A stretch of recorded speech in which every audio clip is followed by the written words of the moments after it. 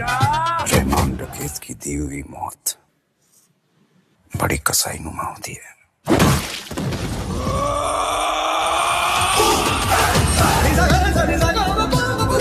Action!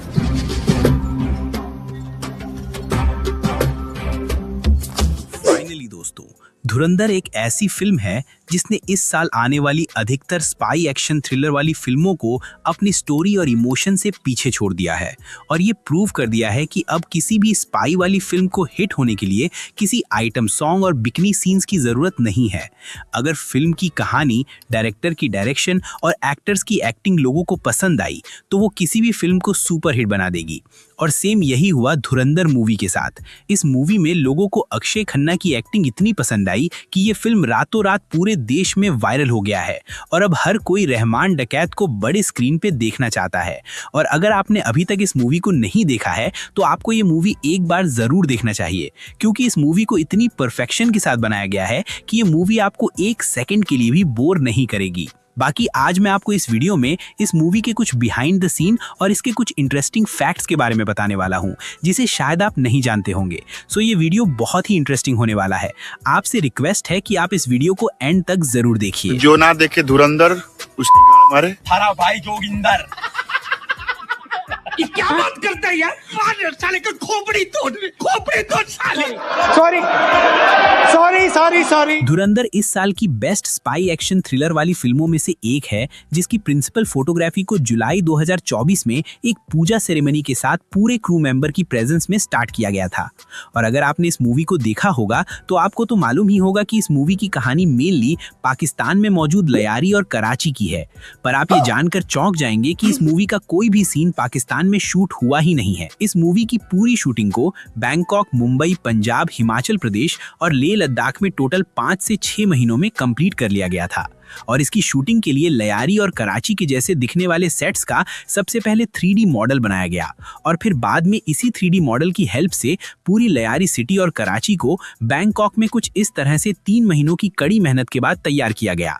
जैसा कि आप यहाँ पे देख सकते हैं कि कैसे इसके डिजाइनर छोटी सी छोटी डिटेल्स को बना रहे हैं। और इसमें जो हमें बड़े बड़े मांस के जो टुकड़े दिखाई देते हैं उसे कुछ इस तरह से फोम की हेल्प से बनाया गया था, जैसा कि आप यहाँ पे देख सकते हैं।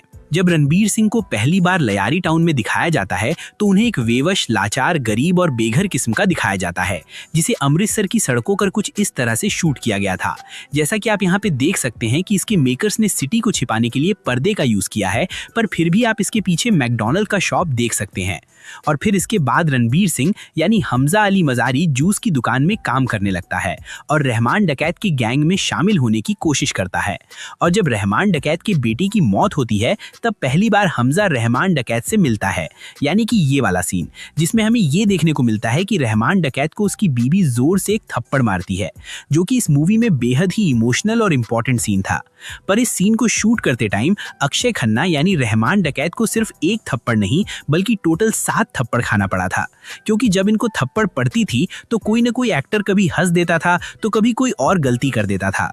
और इस सीन को देखकर ऐसा लगता है कि अगर रणबीर सिंह अपनी हंसी को थोड़ी सी और कंट्रोल नहीं होती तो इनको 8वां थप्पड़ भी पड़ सकता था, क्योंकि आप रणबीर सिंह को देख सकते हैं कि ये अपनी हंसी को किस तरह से कंट्रोल कर रहे हैं।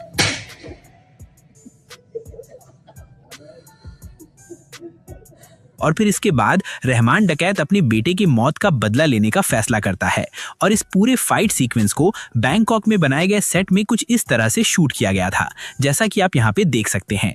और फिर ये वाला सीन जिसे एक नकली मिठाई की दुकान में शूट किया गया था, जिसके अंदर सिर्फ इस सीन को शूट करने के लिए ये बड़े बड़े बॉयलर को लगाया गया था और इसे रियल में उबलता हुआ दिखाने के लिए स्मोक मशीन का यूज किया गया था।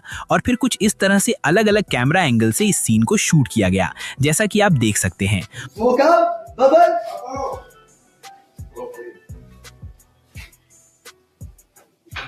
And action.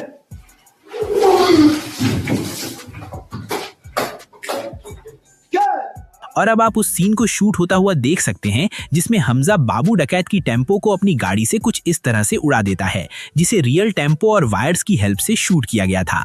और फिर आपने ये नाइट क्लब वाला सीन तो देखा ही होगा, जिसमें हमजा और यलीना का कुछ पुलिस वाले पीछा करने लगते हैं, जिसे चंडीगढ़ के क्लब में ही और रोज गार्डन एरिया के आसपास कुछ इस तरह से शूट किया गया था। और इस वाटर पाइपलाइन इनॉग्रेशन वाले सीन को भी चंडीगढ़ में ही सुखना झील पे कुछ इस तरह से शूट किया गया था। और अब आप उस सीन को शूट होता हुआ देख सकते हैं जहां रहमान डकैत अपनी पहली डील के लिए आते हैं, जिसे इस मूवी में बलोच यूनाइटेड फोर्स का कैंप दिखाया गया है। पर इस सीन को लेह लद्दाख के 13,000 ऊंचाई वाले जगह पे शूट किया गया था। और इस जगह के सारे सीन्स को शूट करने में अक्षय खन्ना को काफी मुसीबतों का सामना भी करना पड़ा था, क्योंकि ये जगह इतनी ऊंचाई पर थी कि उन्हें सांस लेने में दिक्कत हो रही थी, और इसीलिए वो इस जगह पे अपना ऑक्सीजन टैंक लेकर घूमते थे। और फिर जब इनका ये मोस्ट वायरल और आइकॉनिक सीन शूट करने की बारी आई, यानी ये वाला सीन, तो उन्होंने इस सीन को एक ही टेक में कंप्लीट कर लिया था। और जिस डांस स्टेप के कारण ये बॉबी देओल को भी पीछे छोड़ दिए हैं और अब हर तरफ बस इसी डांस हुक स्टेप की बातें हो रही हैं, इसे किसी ने कोरियोग्राफ नहीं बल्कि अक्षय खन्ना ने खुद से क्रिएट किया था। और इस सीन में जितने भी बलोच आर्मी दिखाई देते हो वो सिर्फ 25 से 30 साल के जूनियर एक्टर्स थे, जिन्हें कुछ इस तरह से हैवी मेकअप करके कुछ इस तरह के बलोच आर्मी में कन्वर्ट किया गया था। इस मूवी में जितना जोरदार काम रहमान डकैत यानी अक्षय खन्ना ने किया है, उतना ही जोरदार काम एसपी चौधरी असलम यानी कि संजय दत्त ने किया है। और इस मूवी में सिर्फ ये एक ही आदमी है जिससे रहमान डकैत भी डरता था। और यहाँ पे आप उस ब्रिज वाले सीन देख सकते हैं जिसमें एसपी चौधरी असलम रहमान डकैत को गिरफ्तार कर लेता है।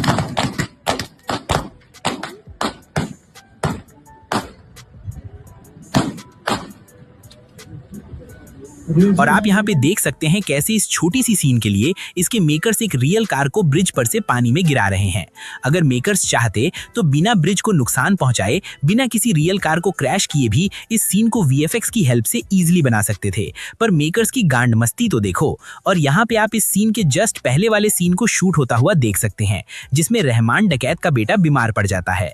और फिर इसके बाद हमें इस मूवी का मोस्ट ब्रूटल सीन देखने को मिलता है, जिसमें अर्जुन रामपाल का कैरेक्टर एक इंडियन जासूस को बहुत ही बुरी तरह से टॉर्चर करता है, जिसे बड़े स्क्रीन पे इस एक्टर को पहचानना तो बहुत मुश्किल था, बट आप इस बिहाइंड द सीन में देख सकते हैं इस सीन में ये एक्टर था जिसे टोटली मेकअप और प्रोस्थेटिक की हेल्प से कुछ इस तरह का घायल दिखाया गया था। बाकी सब लोग इस डांस वाले सीन की तारीफ कर रहे हैं, पर इससे भी ज्यादा पावरफुल और इंटेंस एक्टिंग अक्षय खन्ना ने इस सीन में किया है,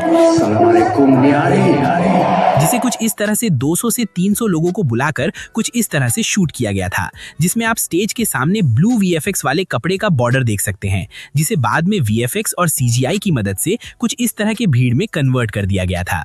बाकी आपको इन दोनों सीन्स में से कौन सा सीन ज्यादा इंटेंस और पावरफुल लगा, आप मुझे कॉमेंट में जरूर बताएं। और वैसे तो इस मूवी ने अब तक टोटल 500 करोड़ की कमाई करके कई सारे फिल्मों को पीछे छोड़ दिया है, और इस मूवी में आपको जितने भी एक्टर दिखते हैं वो सारे के सारे धुरंधर ही हैं, चाहे वो आर माधवन हो या फिर अर्जुन रामपाल। इस फिल्म के सभी एक्टर ने अपना बेस्ट परफॉर्मेंस दिया है। पर क्या आप जानते हैं कि इस मूवी में काम करने के लिए इसके स्टार कास्ट ने कितने पैसे लिए हैं? रणबीर सिंह को इस मूवी में लीड रोल के लिए टोटल 50 करोड़ दिए गए हैं, तो वहीं अक्षय खन्ना को 2.5 करोड़ ही दिए गए हैं। संजय दत्त ने एसपी चौधरी असलम के रोल के लिए 10 करोड़, तो वहीं आर माधवन को 9 करोड़ दिए गए हैं। और इस फिल्म की एक्ट्रेस सारा और अर्जुन रामपाल को 1-1 करोड़ दिए गए हैं। बाकी इन सभी एक्टर्स में से आपको किसका परफॉर्मेंस बेस्ट लगा, आप मुझे कमेंट में बताएं।